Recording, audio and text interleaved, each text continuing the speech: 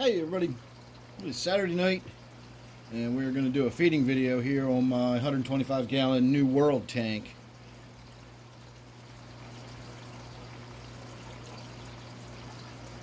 So I've actually already shot a video, before and after video of my waterfall tank. I'm actually in the process of finishing up that. I've got the after part to shoot and we got to get that all processed and everything, so that will probably be out later tonight. But in the meantime, I figure we can do a nice easy feeding video. Everybody seems to enjoy these. This is always a fun tank to look at. So I'm going to load it up right there in the middle. I normally spread it around a little bit, but I'm going to try to concentrate there in the middle. Now I'm going to go around and feed everybody else, and then I'll be back and we'll throw some pellets or algae wafers or something in the bottom.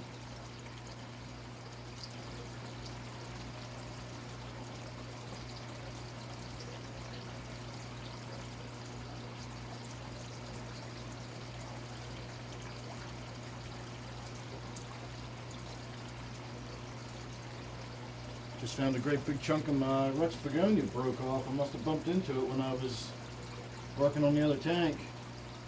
But never fear, it's easy enough to just put it in some soil, water it, and it will develop roots and I'll have a brand new Rex begonia.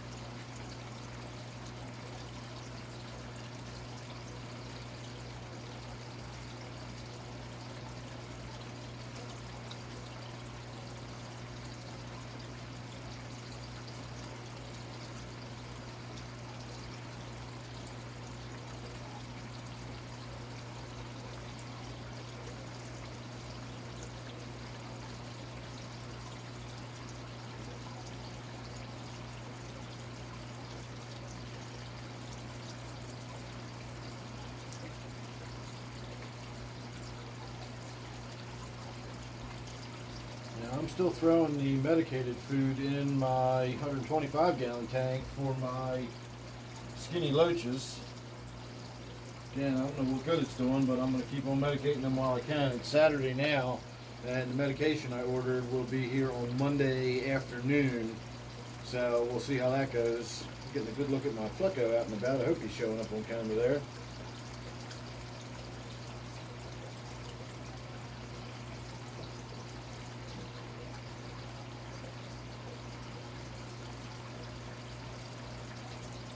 Alright, now we are going to crumble some, I carry algae wafers in the tank, and that actually usually brings out the pleco. So considering we already saw him, there's a pretty good chance we'll see him again.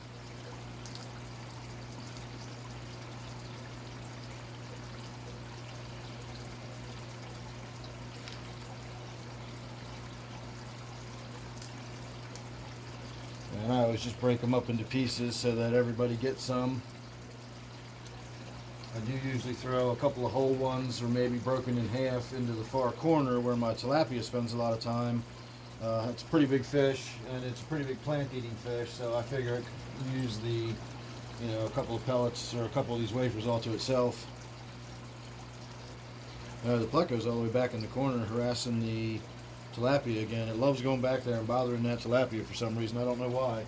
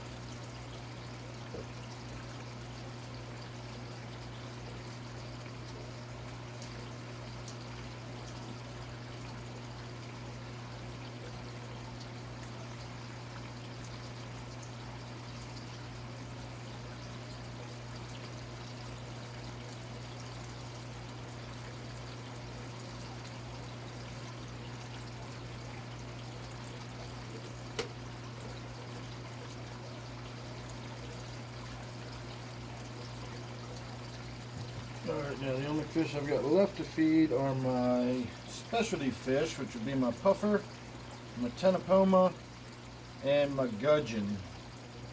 So I can feed the gudgeon real quick while I'm standing here. It takes sinking cichlid pellets, but I got to drop them in one at a time and drop them right in front of it so it sees it moving through the water and it goes and strikes it, you know, as though it's a prey item.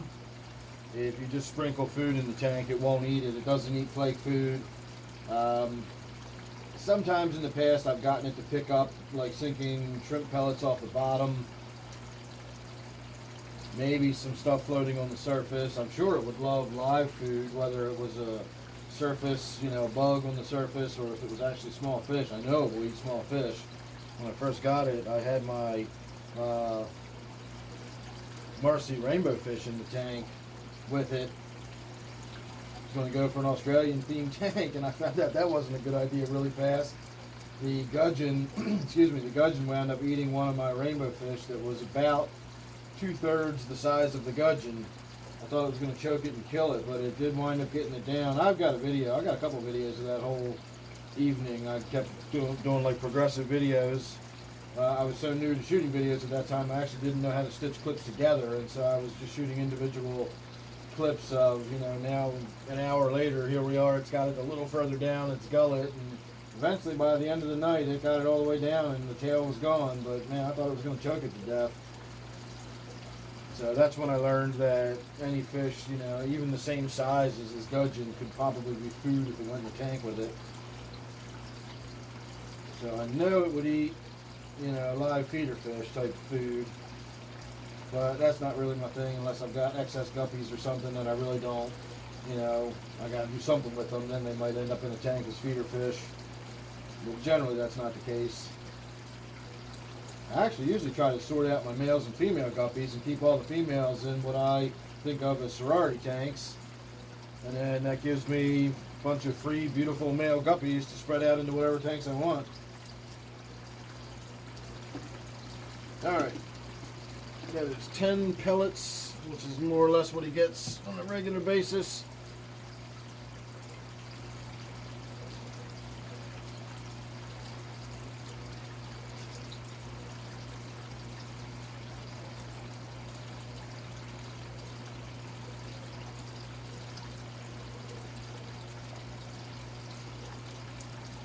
Got my tenopoma taken care of.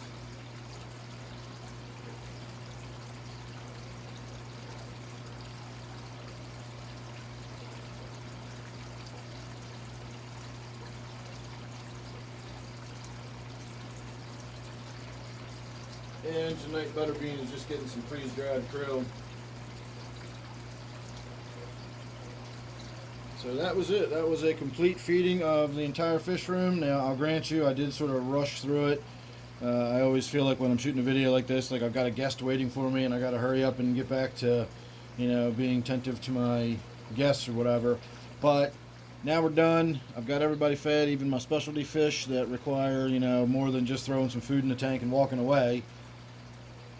And there you go. I'm going to get back on my other video while this one's uploading, and later tonight you can look forward to seeing a before and after video of my waterfall tank. I did a really big water change tonight. I'm hoping that Pleco's coming out on camera again. I'm going to let the camera keep rolling, see if he actually comes out all the way and gets up on top of that wood instead of underneath of it. He really is a cool fish. I've been a fan of Plecos ever since I got started in the hobby. And I've probably mentioned before at some point or another that when I first got into the hobby, you know, I got a little bit of experience under my belt and I got overconfident and started, you know, spending serious money on some really fancy plecos. I spent $130, was probably the most expensive one I bought, but I regularly bought them between, you know, $60 and $90. And I wound up killing about 5 or 6 of those before I decided maybe I should stop buying these really, really expensive fish. And so, as I've said before, that right there, which is my high fin spotted pleco from PetSmart, is probably about the fanciest pleco I've got.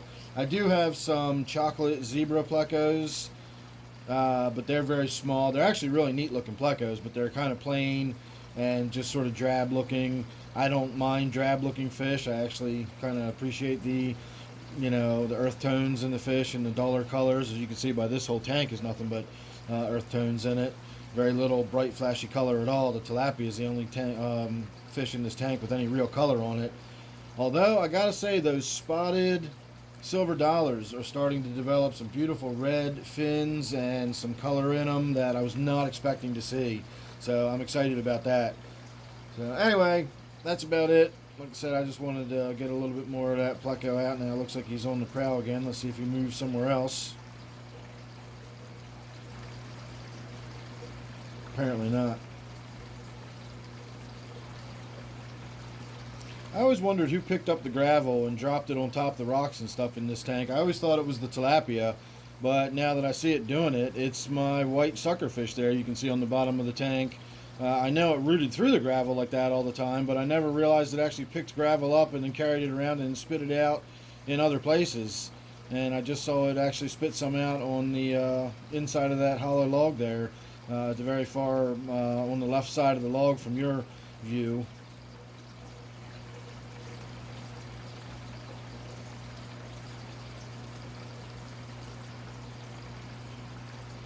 Alright everybody, I feel like I could watch this tank all night. Let me take the camera off the tripod here if I can do it without accidentally hitting any buttons. We'll see if we can't get a little bit closer view on this pleco before I scare it away.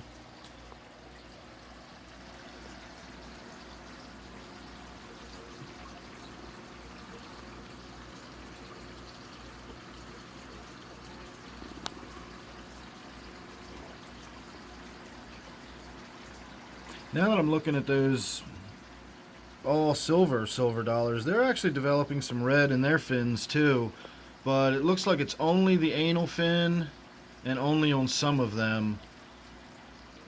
The spotted silver dollars look like they've got red in all their fins, or at least some of them do. Maybe it's a male-female thing or a dominant display. I'm not really sure. I've never had silver dollars before. I don't have any experience with them at all.